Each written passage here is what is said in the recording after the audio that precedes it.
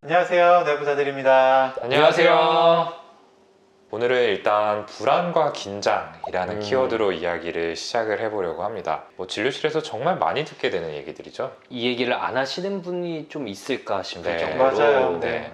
불안에 대해서 난 불안이 없다라고 얘기하시는 분들은 거의 없었던 것 같아요. 네, 그래서 정신과 의사들이 막 수면제를 막 너무 막 쓴다라는 얘기를 하지만 저희 자주 말씀드리는 게 수면제 그렇게 많이 안 씁니다. 네, 못 주무시는 분들께 오히려 항불안제를 드릴 경우가 더 많아요. 왜냐하면 그쵸. 막 긴장돼 있고 불안한 게 음. 결국 밤에 불면으로까지 이어지는 거거든요. 맞습니다. 이게 그리고 특히 모르시는 분들도 있을 텐데 목이나 어깨가 계속 아프다. 네. 혹은 자면서 이를 너무 깨물고 있어서 여기 여기 턱도 아프다. 턱 관절 소리 난다.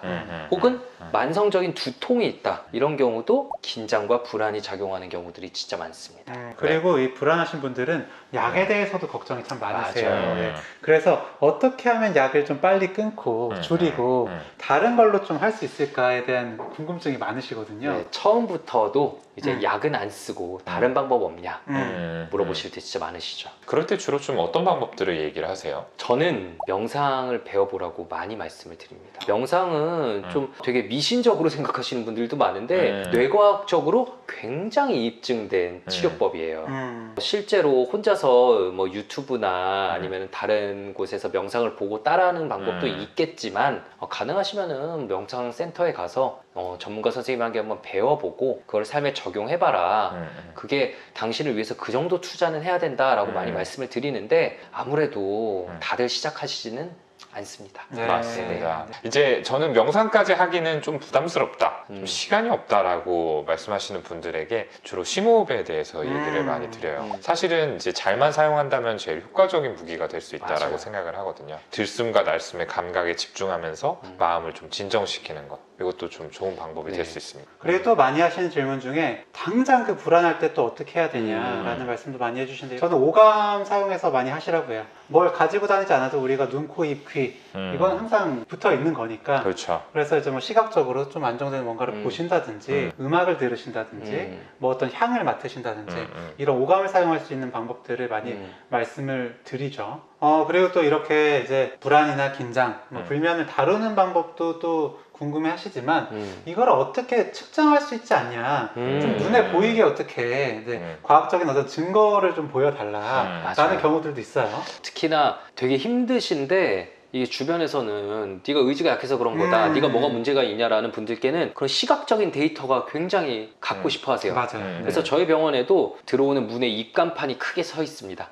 당신의 스트레스, 불안을 측정해 드립니다 이러면서 네. 뇌파 광고판을 좀 세워놨거든요. 음. 근데 요즘은 이제 스마트워치로 이런 심박 변이도를 측정을 많이 하니까 그래서 나 심박수 되게 빠르다, 너무 빠르더라고요 라고 두근거릴 때 실제로 보니까 100회를 훨씬 넘고 있었어요. 그런데 보면은 정말 대부분이 다 불안 때문이더라 라고 얘기를 하더라고요. 수면도 스마트워치로 좀 보죠. 다만 좀 아쉬운 거는 수면 같은 경우에는 병원에서는 결국 뇌파를 보잖아요. 그래서 뇌파로 이제 수면이 단계를 이제 측정을 하면 제일 정확하긴 한데 결국에는 모든 병원에서 있지가 않아요. 그래서 수면다원 검사는 정말 좋은 검사고 좀 수면 하도 안 잡히는 분들한테는 수면 클리닉 가서 수면다원 검사 한번 하고 오시라 라고 말씀을 드리는데 아무래도 비용 문제도 있고 시간 문제도 있고 또 되게 안타까운 거는 그런 뇌파 기계를 집에서 갖고 있으면서 치료가 진행되면서 변화되는 추이를 우리가 진짜 볼 수 있다면 좋을 텐데 스마트워치로 보는 것처럼 맞아요. 그게 안 된다는 게 이제 좀 되게 아쉬운 부분이라서 이런 게 어떻게 해결될 수 있는 게 없을까? 스마트워치도 있는데 이런 생각을 좀 했었어요. 그러면 이제 이 뇌파에 대해서 좀 간단하게 말씀을 드려볼게요. 뇌파는 이 독일의 정신과 의사인 한스 베르거라는 분이 발견을 했는데요. 이제 델타파부터 감마파까지의 파형이 존재를 하고 상대적으로 느린 뇌파부터 빠른 뇌파로 이렇게 분류가 된다라고 보시면 됩니다.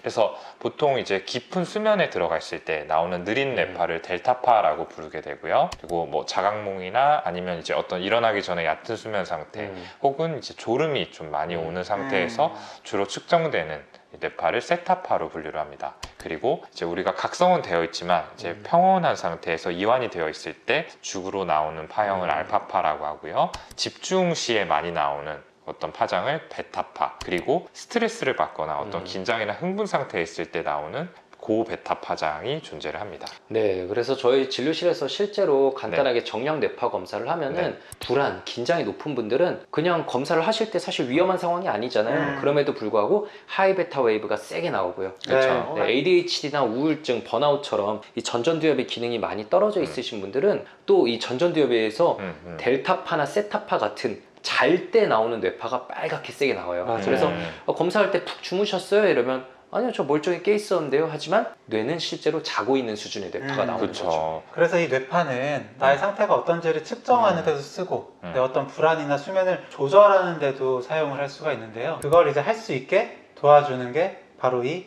브리즈입니다. 오늘 소개해드리는 브리즈. 네. 네, 그래서 이 귀에서 뇌파를 측정한다라는 거는 사실상 세계 최초의 제품이라고 합니다. 뇌파는 적어도 이제 4개, 많게는 16개 이상의 어떤 전극을 부착을 하고 이제 다채널에서 이 전기 신호를 측정하는 게 기본인데요. 이 브리즈 같은 경우에는 이제 귀 쪽 부위에서 검출되는 뇌파를 증폭을 시키고 이걸 실시간으로 측정한다라고 합니다. 네. 그리고 바이노럴 비트라는 개념을 적용해 가지고 이 뇌파의 조절 그리고 나아가서 마음의 안정까지 도와준다라고 알려져 있습니다. 네, 제가 저희 댓글 분명히 달릴 거 하나 예상할 수 있어요. MC 스퀘어 아니냐.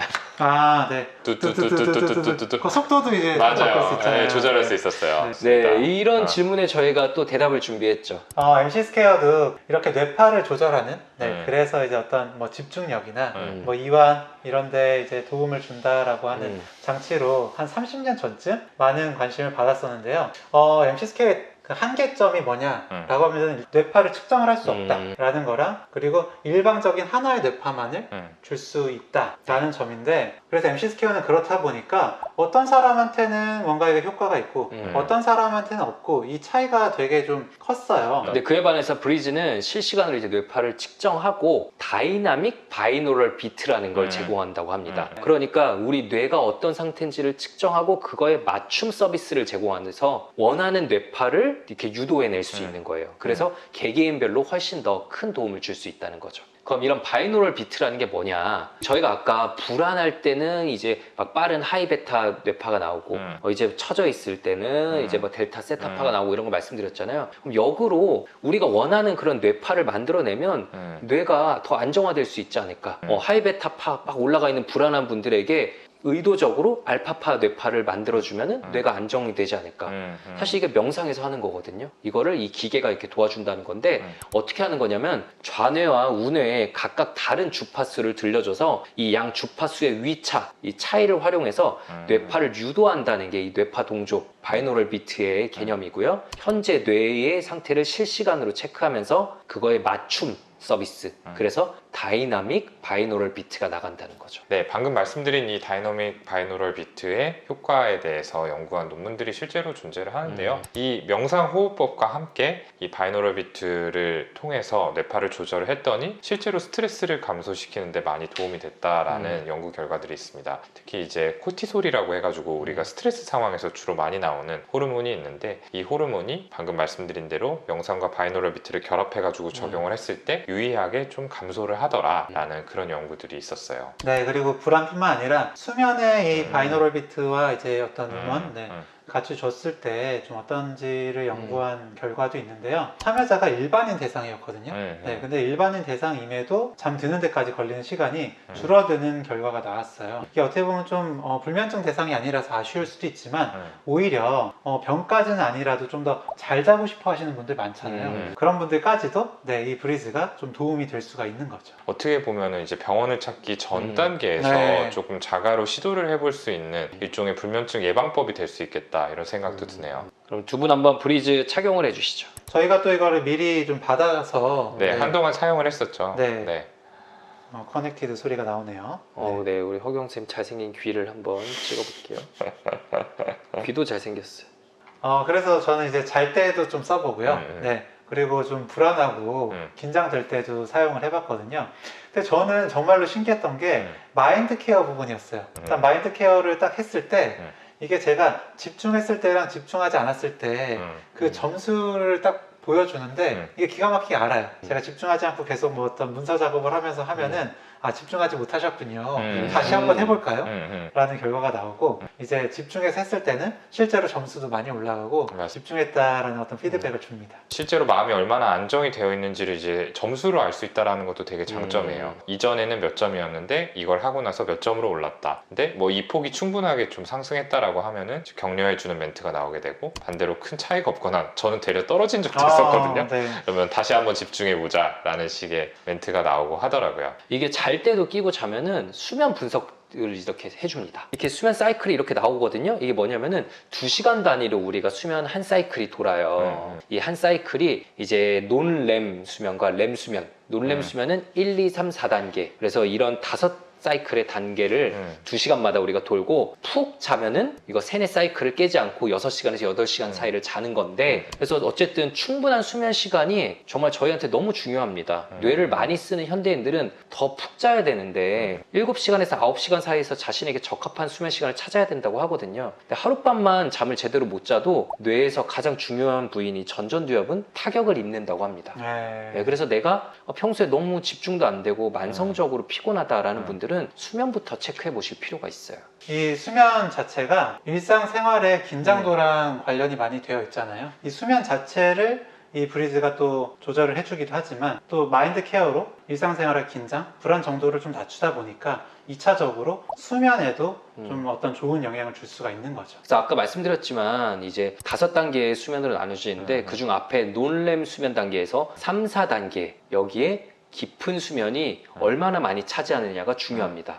렘 수면도 나름의 기능이 있지만 렘 수면이 너무 늘어나면은 그게 우울증의 리스크가 될 수 있고요. 3, 4단계의 깊은 수면을 자는 게 중요한데 왜 중요하냐면 이 3, 4단계의 깊은 수면에서만 우리 뇌척수에게 통로가 넓어진다고 해요. 뇌척수액이 많이 흐르면서 우리 뇌에 그날 쌓였던 독소들 독소 단백질 같은 걸 다 씻어내는 잘 때 그러니까 뇌를 청소하는 거거든요. 그래서 깊은 수면을 취하는 게 치매 예방에도 좋고 다음날 건강한 이런 상태에 바로 직결된다는 거는 다들 바로 느끼실 수 있을 겁니다. 그래서 무엇보다 이 브리즈가 좋은 게 이런 수면 사이클에 따라서 이제 음악과 이 비트를 줬다가 또 안 줬다가 하는 게 좀 맞춤형이라는 게 또 좀 좋은 점인 것 같아요. 그렇죠. 자다가 이제 수면 사이클이 그렇게 안 좋아지려고 하면은 즉각적으로 또 다시 적용을 하는 이제 거죠. 적용을 해주고. 네. 그리고 이제 렘 수면도 역할이 있거든요. 이제 렘 단계에서는 보통 이제 하루 동안 이제 기억으로 들어왔던 정보들을 재처리하는 과정. 그 중에서 이제 정말 중요한 것들만 장기 기억으로 보내고 나머지는 또 걸러내는 이런 과정들이 있기 때문에 다음 날의 어떤 학습 효율이라든지 기분이라든지 감정 조절 이런 것들이 굉장히 중요한 과정으로 알려져 있어요. 그래서 사실은 이제 제일 이상적인 거는 이 수면의 밸런스가 잘 맞는 거예요. 무조건 서파 수면이 이제 늘어나는 게 답이 아니라, 그러니까 필요할 때는 이제 렘 수면이 나와줘야 된다는 그렇죠. 거죠. 근데 다이나믹 바이노럴 비트라는 개념이 이제 여기서 작동을 하기 때문에 뇌파 상태를 체크하면서 이제 적절한 수면 단계에 진입을 할 수 있도록 도와준다라는 게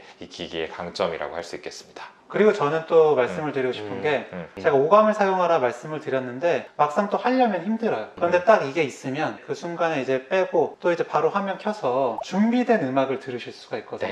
네. 그러면은 그 순간에 어떤 불안, 어떤 공황 이런 거를 좀 가라앉힐 수가 있는 거죠. 그렇죠. 저도 아까 명상 해보시라고 하면 그게 실제 생활로 이어지는 환자분들의 빈도가 되게 적다고 말씀을 드렸잖아요.